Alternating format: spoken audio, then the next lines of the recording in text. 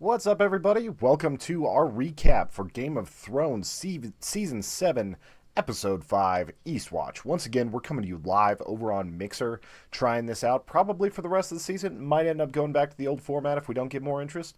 But yeah, we're having some fun with this one. This felt a little bit more like a classic Game of Thrones episode where it wasn't as like battle driven as they have been. It seems like for the past couple seasons there's been a lot more action and like there's been a little bit less intrigue because they set so many seasons just kind of setting the table for this. Alberg asks, was any major character not in this episode? I'm sure if we look far enough, we might be able to dig some up, but it really depends on your definition of major character. I think pretty much everyone was in it. It might have even got a little bit mixed up at times with just how many people were were on screen and doing their thing in this. Like there was a lot of different cuts happening, a lot of different storylines, and a lot of kind of they're not major bombshells, but some kind of subtly thrown out there things like especially stuff that Sam reveals and all that over in the Citadel, and we're gonna get to that. But first, we're gonna start off going kind of scene by scene. If anyone has any commentary they want to add, we'll check it out. I might have to blaze through and just kind of go through the recap for a little bit before I start answering any questions. But if I see something that's relevant, especially to that particular scene, I'm going to talk about it for a little bit. So, let's get this thing started. We start out with Eastwatch on the map. First off, I don't know if everybody watched that because a lot of people with DVRs are just fast forwarding through. I always try to see if there's anything new on the map, and I think this is the first time that Eastwatch has actually appeared in the Game of Thrones intro, or was the first time that I noticed it anyway. So that was kind of cool to see. Just anytime something new goes up there, like there's always a pretty heavy reason for it. The first actual scene starts with Brom and Jaime on the shore, which this is one of the few times I've actually been kind of mad at the writers for being lazy with it, where it's like, okay, they know that some knight was charging, they know these guys hit the water, they know that they were taking a direct shot at Khaleesi, and they didn't do anything to go find them. They didn't pursue into the water. They didn't. First off, that river is insanely deep right there. I don't know how that particular part worked out. It's one of the few times I felt like they were being a little bit lazy with their reasoning behind a lot of this stuff. And all of a sudden you just have Brom and Jaime on the shore down a ways from the battle, and Brom kind of throws him on the shore and says that only he gets to kill Jaime essentially. There's no dragon, there's nothing that's going to stand in his way until he gets a castle, and the only person then that gets to kill Jaime is Bronn. Or Brom, not Braun. No, it is Bronn. Brom is an author that we like. Anyway, that scene, like I said, it felt a little bit lazy. There was still some comedy to it because Bronn is talking just talking mad shit to Jaime about how dumb he is to charge a dragon and everything, and kind of deservedly so. It was not the wisest move, even if it was a really cool sequence for Jaime. It just felt like they got away way too easy. I thought they were at least going to get captured and there was going to be some things there. But instead, we get to see him fast traveling back and forth between there and King's Landing and everything else that's going on. Next scene is actually Tyrion walking amongst the dead after the battle that happened in the last episode. I'm not sure if they have a name for this battle that just took place. It was more of it was something about a wagon train and all this. Like they called it the Spoils of War. I thought there was an actual name for it that I saw, but I'm not recalling it right now. So we have them at this battle. He's looking at all the burnt Lannister shields, all the dead men that are just around, and you can tell that he's pretty well shaken by this, just the sheer violence of what they've done. It's a different level of violence than he's used to. Even though he was there for the Blackwater, he was there for a lot of stuff, he didn't see his own people getting torched like this, and it's kind of making it more real for Tyrion, I think. More than that, you have him go up to where Khaleesi is standing over a bunch of Lannister and Tyrell soldiers, and basically tells them that they have to bend the knee or they will die. It's a straight-up ultimatum, and she very much means to seek it out. And we know that because the Tarleys, like Randall and Dickon Tarley, are the only ones that kind of stand up to this. There are a few Lannister soldiers that are standing at the beginning of it, but whenever the dragon starts roaring, whenever they're facing down like the actual burning or beheading or whatever, they don't even know what it's going to be at first. They're a little bit more brave, and then whenever it turns out that they're going to pull the Tarleys out, and the Tarleys, I thought this was interesting because I really thought Dickon was going to kind of take over for the family, because Randall, he's the old hardcore soldier. He's done a lot where he's kind of changed sides occasionally. He's done bad things to the Tyrells. And I don't know if that weighed on his decision here, if he felt like a turncoat there, if he was just not going to bend the knee to another queen, or if it was just that he just didn't like what was coming. He chose not to kneel. He's a proud soldier, and following him over is Dickon, who basically stands up for what his father says.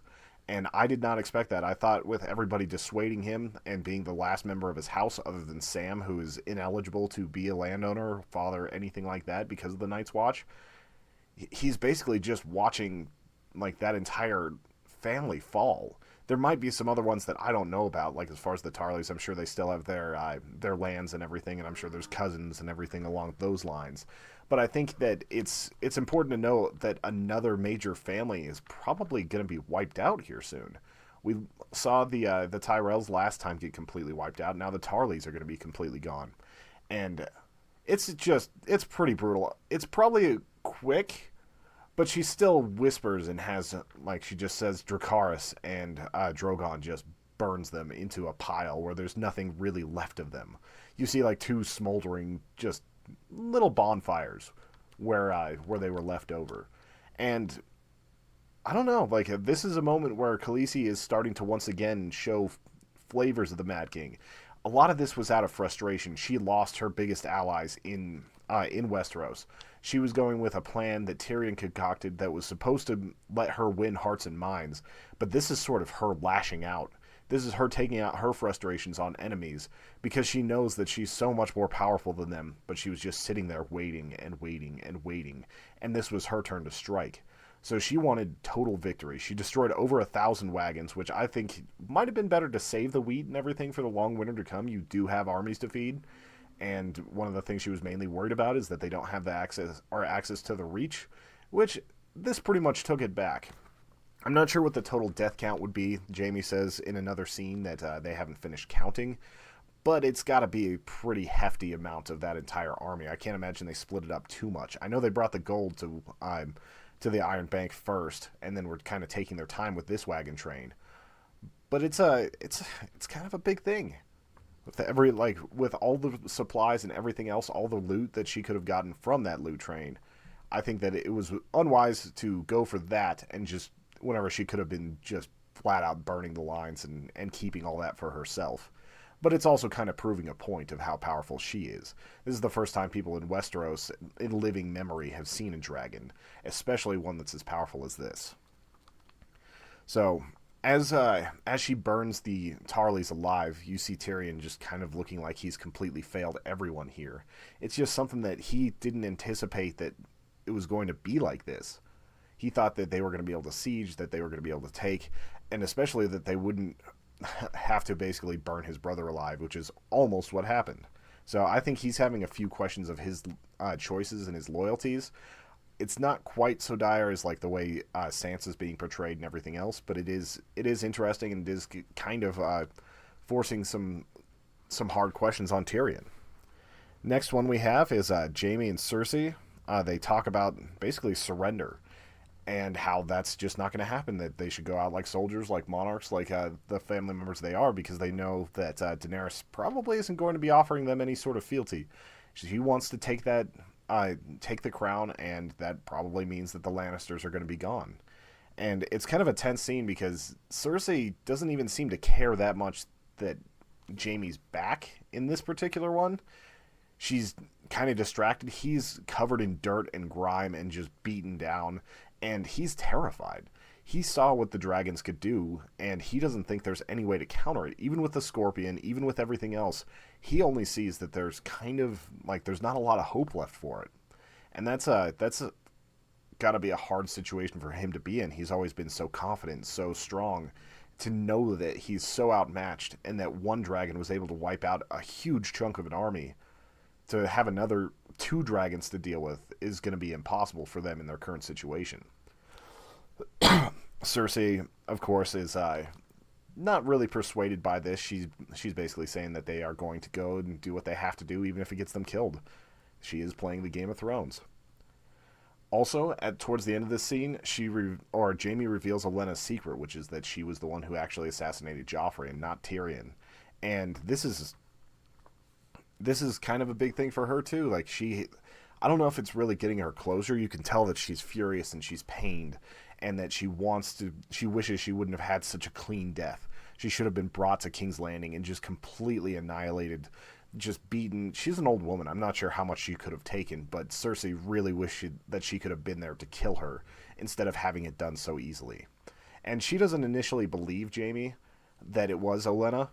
She kind of says, like, wouldn't she be trying to do those barbs on her deathbed and everything? And I think she knows it's right, but it kind of changes, like, what she thinks of Tyrion. But Tyrion also killed her father legitimately, so not exactly much love there.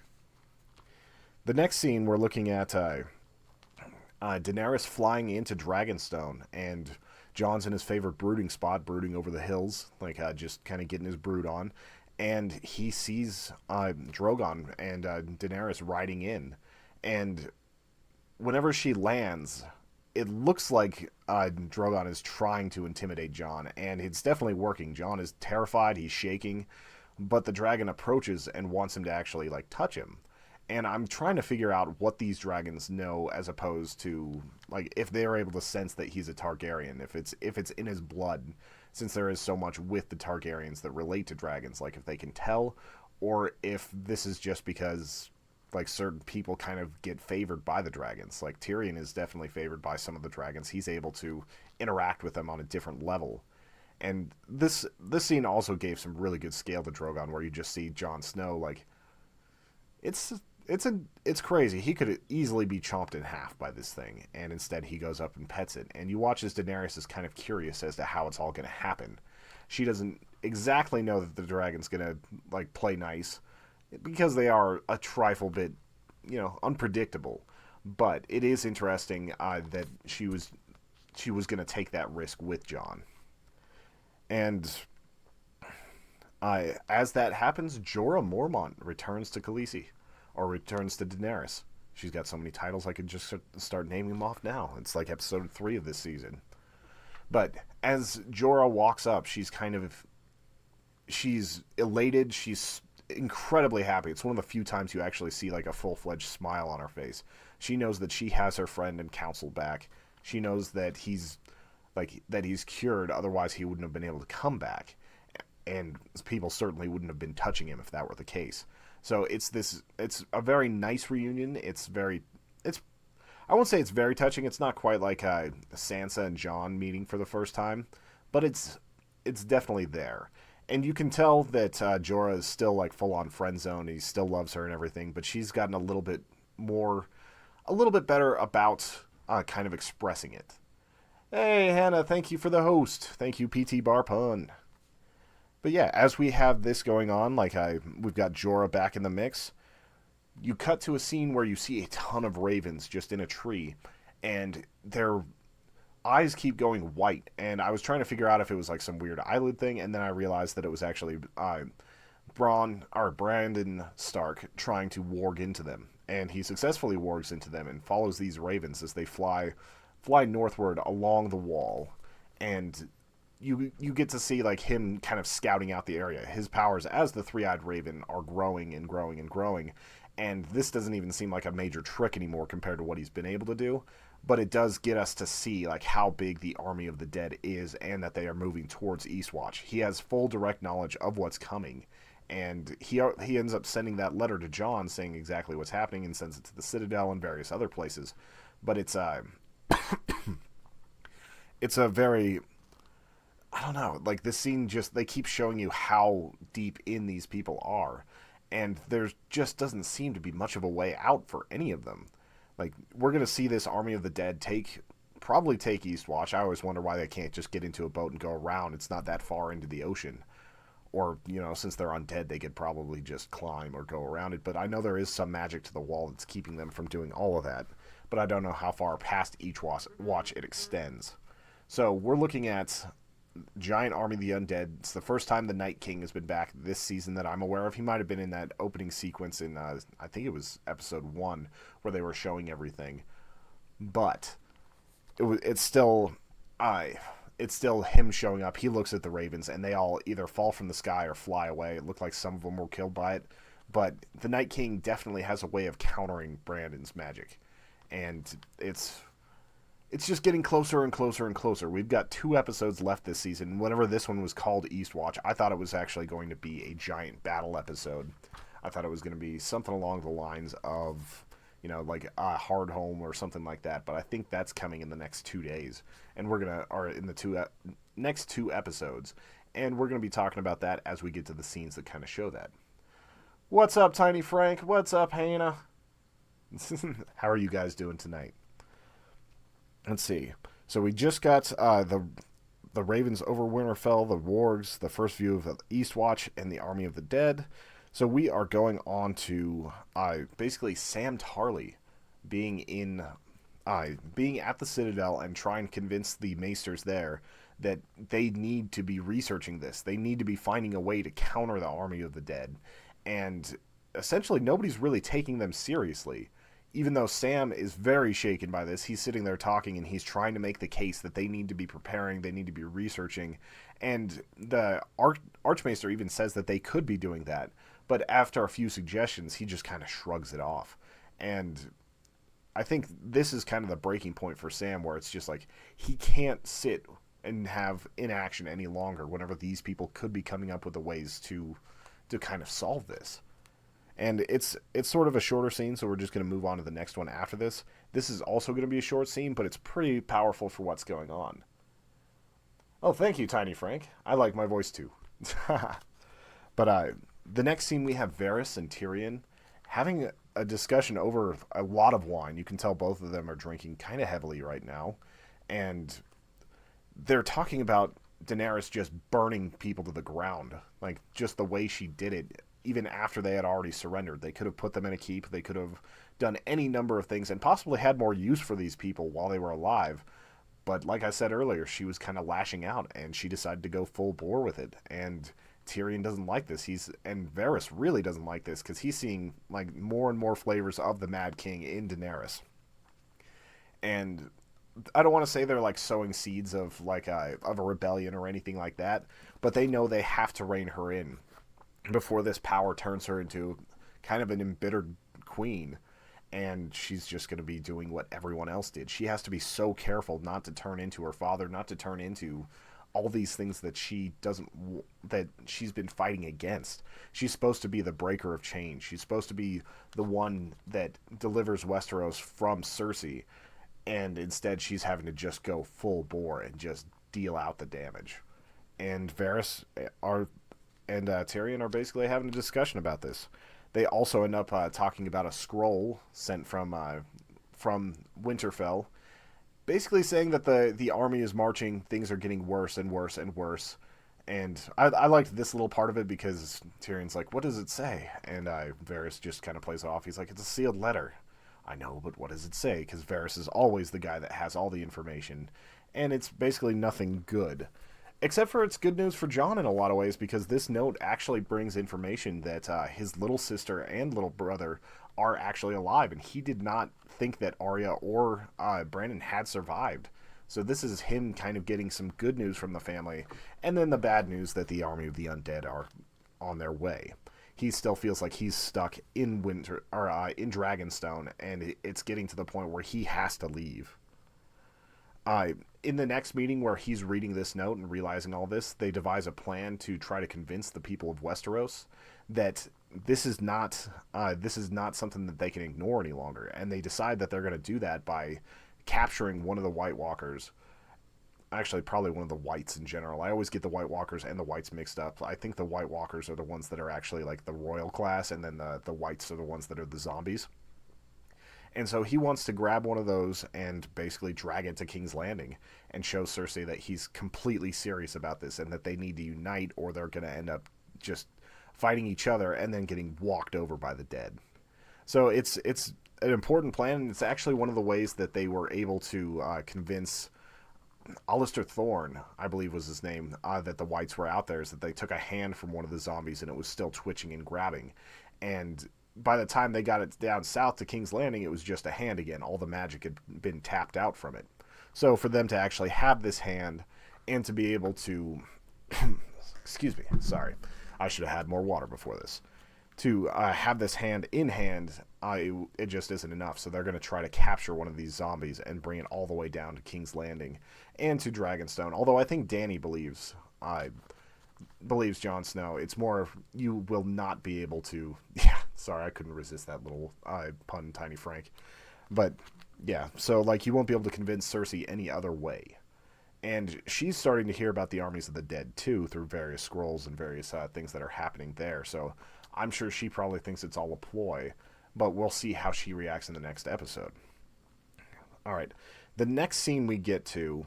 Oh, actually, let me add one more thing. They decide to that they're going to go past the wall. Jorah, Jon Snow, Davos, and a whole bunch of other like people are going to go and take care of this.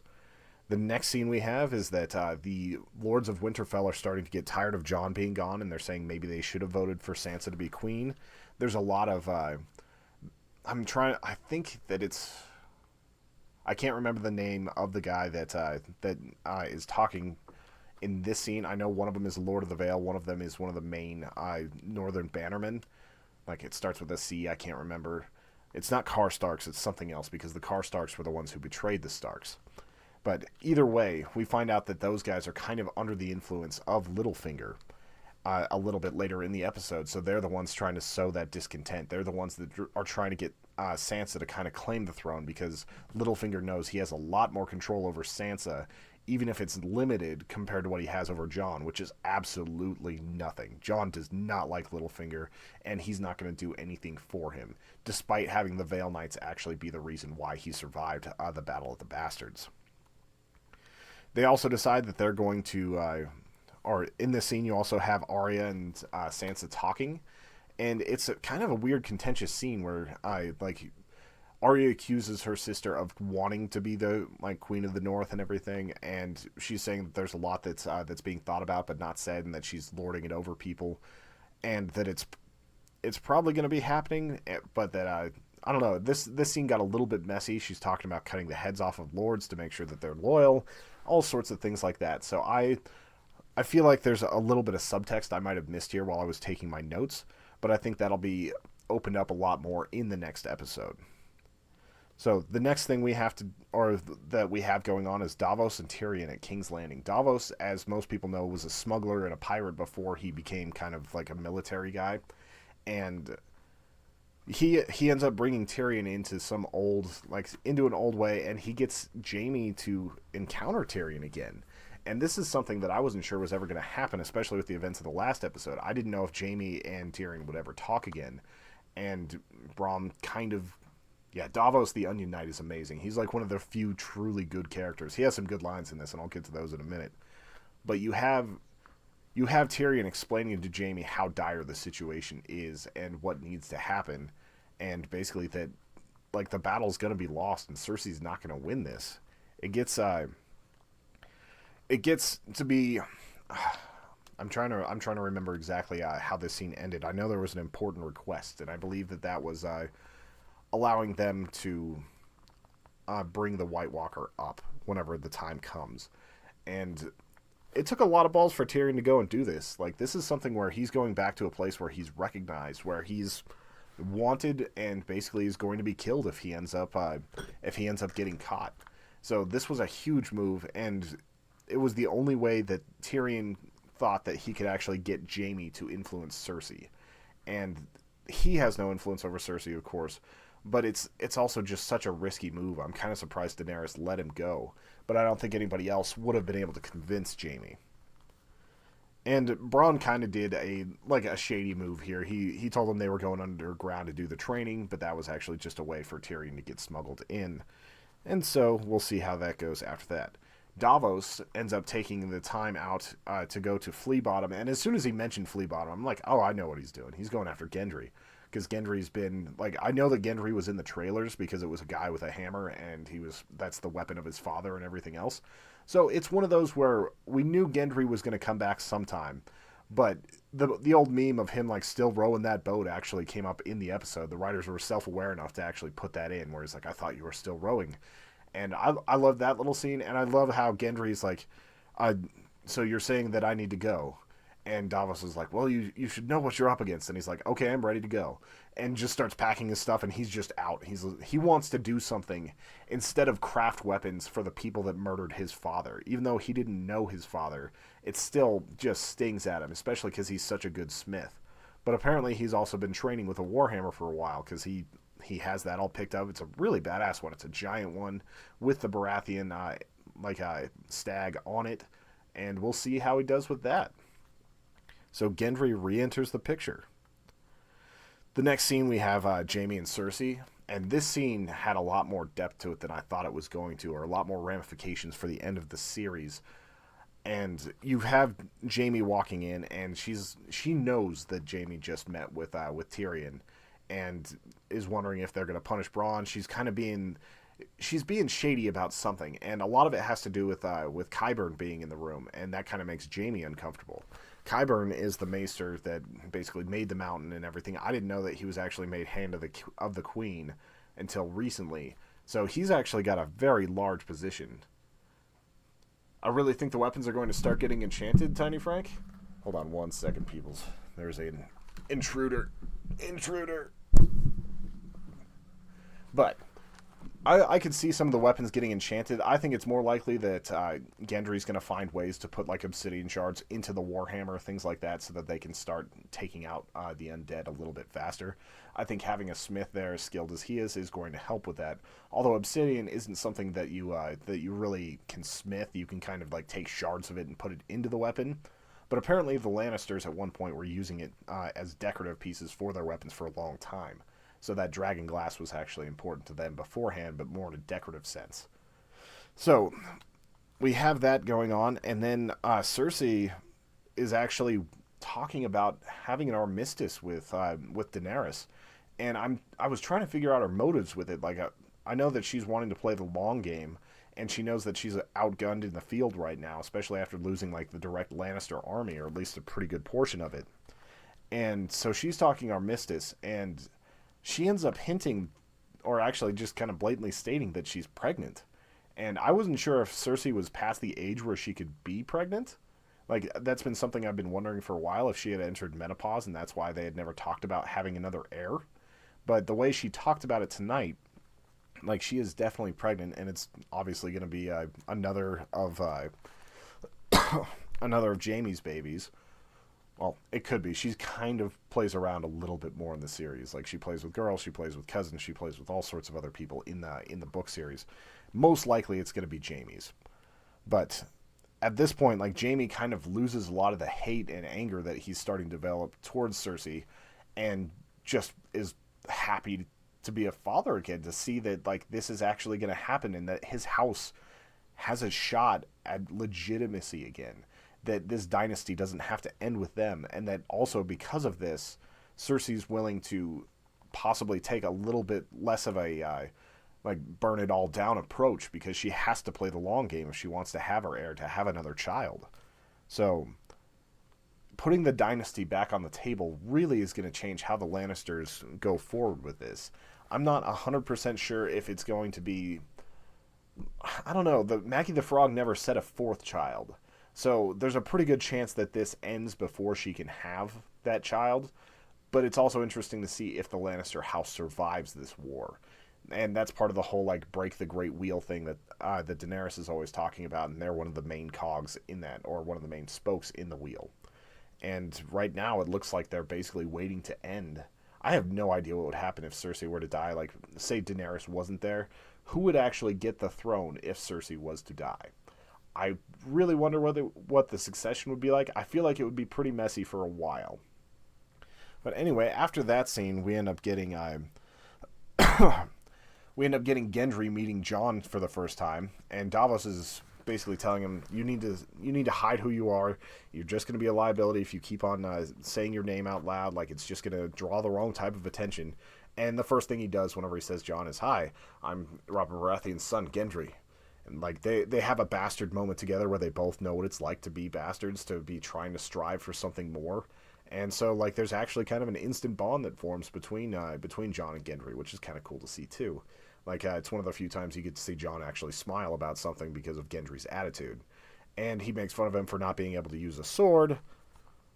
Uh, Actually, I also missed a couple things in a scene a bit ago because we get to see Gendry actually use this weapon for the first time. There's a really tense sequence where Tyrion's trying to get on the boat and guards are basically wanting to see what's on there, and using his smarm and everything, he's able to get them to go away. But once they realize who Tyrion is, the guards come back, and basically like they have to kill these two guards. And this is the first time you see Gendry do anything with his warhammer, and he just bashes one guy's face in and then kills the other one. It's very quick, very efficient, and they basically have to get off the island before anybody finds the guards. And Tiny Frank, you are right. It is a lot like Robert and Ned. Like that whole connection that they had there. They grew up on the stories, or at least John grew up on stories of his father uh, and Robert Baratheon, so he knows all about that connection. And I'm hoping that they get to actually be good friends.